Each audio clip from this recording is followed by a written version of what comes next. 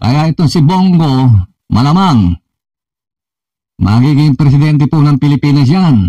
Lalo na, sinasabi ko sa inyo, pag itong si dating hindi nakauwi ng Pilipinas ng buhay, si dating Pangulong Duterte, mga kababayan, pag ito natigok doon sa daig, bagong mag-eleksyon sa 2028, sinasabi ko po sa inyo, landslide po si Senator Bongo, magiging presidente ng Pilipinas. O kaya mani popcorn, mga kababayan, kung sakaling ma-impeach ba si Vice President Sara Duterte, ang makikinabang po dyan, mga kababayan, si Senator Bongo, mga kababayan. Bakit kanyo? Dahil si Senator Bongo ang magiging pambato ng PDP laban para sa 2028 presidential election, mga kababayan. Mas papabor pa nga kay Senator Bongo kung ma-impeach si BP Sara dahil hindi na po siya pwedeng tumakbo kahit anumang posisyon dito sa gobyerno, mga kababayan. Alam niyo, mga kababayan, mula nung madala sa dahig itong si dating Pangulong Duterte, mga kababayan, hindi na po sila nagkakasundo, mga kababayan. Nagkakanya-kanya po sila. Mapapansin nyo, itong si Atty. Panelo ay naghahin ng petisyon ng habeas corpus sa ngalan ni Kitty Duterte na ibalik si dating Pangulong Duterte o ibalik daw ang tatay ni Kitty Duterte dito sa Pilipinas, mga kababayan. Hindi po nagpatalo si Baste, mga kababayan. Siya din po ay nag-file ng petisyon para maibalik at magkaroon ng oral arguments dito sa Korte Suprema. Ang lagayin po yata ay si Torion, si Atty. Torion, mga kababayan. Nakita niyo po dyan, meron po silang sarili-sariling grupo. Sa hanay ng asawa ni Tatay Digong, si Hanalet, at dito sa grupong itong magkakapatid na Duterte, mga kababayan. Kung mapapansin nyo, mga kababayan, mula nang dumating si BP Sara at si Senator Robin Padilla, at saka pagkatapos ay inendorso ni BP Sara itong si Villar, itong si Senator Amy Marcos, hindi na po sila nagkaroon ng pagkakasundo. Nagkaagulo na po sila, mga kababayan.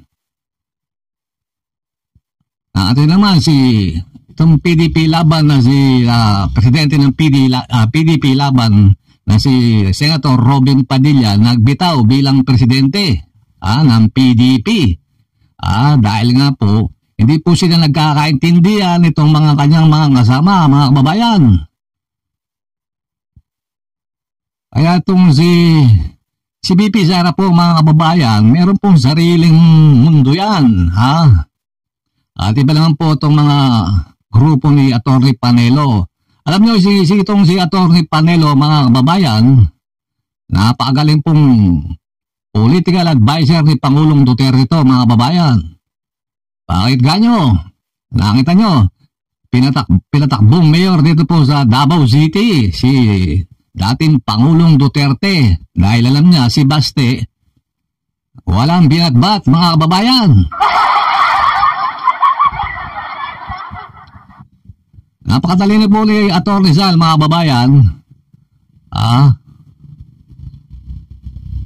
Pagdating po ng 2028 presidential election, siguradong si Bongo ang kandidato nila, mga kababayan. Wala to si Baste, mga kababayan. Kahit hindi po ma-impeach itong si Sara Duterte, excuse me po, sigurado po, tatakbo si Bongo. Kung baga sa kanya, hilog na si Senator Bongo. Kung maalala nyo, tumakbo na dati to, dapat kakalabanin si BBM, pero umatras po. Dahil po sa, siguro, binubuli siya ng mga, alam nyo na, umatras po si Bongo, ganyan po kalawak ang pangunawa ni Senator Bongo. mga kababayan. Kaya naman, makikita na sa aking mga vlog, sinasabi ko sa inyo, si Bongo siguradong lulusot sa Senado. Kasi po si Senator Bongo, mga kababayan, malapit po sa masa yan. Sabi nga ni Erap, Erap para sa mahirap. Ayan po yung wala ng ibang mga senador natin, mga kababayan. Naabot po nila si Senator Bongo. Kaya nagtataka siguro kayo kung bakit lang number 1 si Bongo. Kaya itong si Bongo, malamang magiging presidente po ng Pilipinas yan. Lalo na, sinasabi ko sa inyo, pag itong si dating hindi nakauwi ng Pilipinas ng buhay si dating Pangulong Duterte, mga kababayan, pag ito natigok doon sa daig, bagong mag-eleksyon sa 2028, sinasabi ko po sa inyo, landslide po si Senator Bongo, magiging presidente ng Pilipinas. Naniwala po kayo? Abangan po natin.